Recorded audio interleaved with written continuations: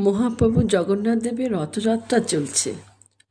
সেই উদ্দেশ্যে আমি রবীন্দ্রনাথ ঠাকুরের একটা কবিতা রথযাত্রা আবৃত্তি করছি। রথযাত্রার দিন কাছে, তাই রানী রাজাকে বললে, চলো রথ দেখতে যাই। রাজা বললে, আচ্ছা। ঘোড়াশাল থেকে ঘোড়া বেরোলো, হাতিশাল থেকে হাতি, ময়ূরপঙ্খী যায় সারে সারে, আর বল্লম হাতে সারে সারে সিপাই সান্ত্রী, দাস দাসী দলে দলে পিছে পিছে চলল।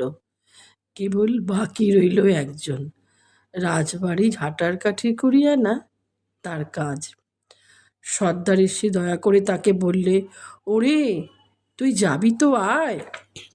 সে হাত জোর করে বললে, আমার যাওয়া ঘটবে না। রাজার কানে কথা উঠল, সবাই সঙ্গে যায়, কেবল সেই দুঃখীটা যায় না। রাজা দয়া করে মন্ত্রীকে বললে, ওকেও ডেকে নিও।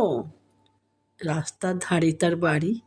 হাতি যখন সেইখানে পৌঁছালো, মন্ত্রী তাকে ডেকে বললে, ওরে দুঃখী, ঠাকুর দেখবি চল।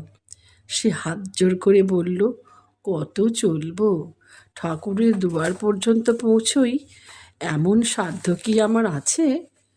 মন্ত্রী বললে, ভয় কি রে তোর, রাজার সঙ্গে চলবি। সে বললে, সর্বনাশ, রাজার পথ কি আমার পথ? মন্ত্রী বললে, তবে তোর উপায়? তোর ভাগ্যে কি রথযাত্রা দেখা ঘটবে না? সে বললে, ঘটবে বই কি, ঠাকুর তো রথে করেই আমার দুয়ারে আসেন। মন্ত্রী হেসে উঠল, বললে, তোর দুয়ারে রথের চিহ্ন কই? দুঃখী বললে, তার রথের চিহ্ন পড়ে না। মন্ত্রী বললে, কেন বলতো? দুঃখী বললে, তিনি যে আসেন পুষ্পক রথে। মন্ত্রী বললে, কই রে সেই রথ? দুঃখী দেখিয়ে দিলে, তার দুয়ারের দুই পাশে দুটি সূর্যমুখী ফুটে আছে।